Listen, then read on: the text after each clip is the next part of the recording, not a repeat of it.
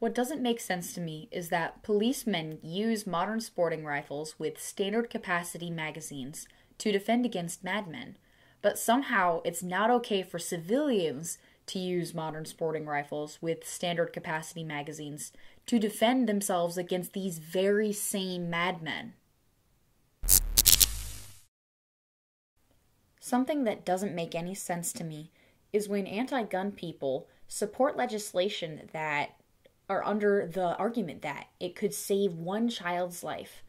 Well, what if it saves one child's life, but it costs many children's lives?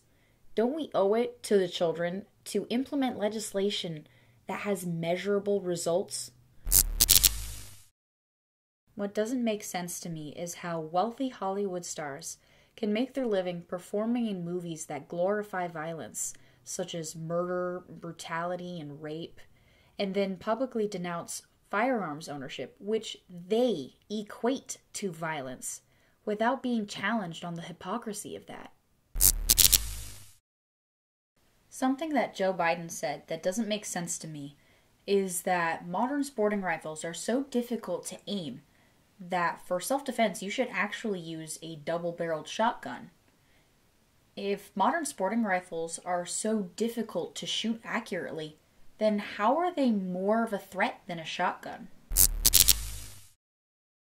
Recently, I heard Piers Morgan equate purchasing firearms and ammunition to cold medicine, and, his argument was, we limit cold medicine, why shouldn't we limit firearms and ammo?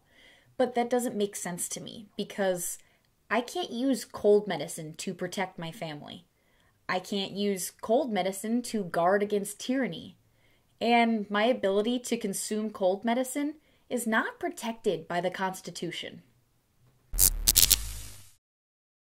I downloaded the statistics from FBI.gov, and I discovered that in the year 2011, in the United States, not including the Virgin Islands, there were 12,626 murders. Of those, 323 were committed with a rifle, which means that 12,303 men, women, and children were murdered by other means, including bare hands, handguns, knives, and blunt objects. What doesn't make sense to me is the all but total lack of the media's public outcry for the 12,303 innocent victims, including women and children, who were murdered without the use of a rifle.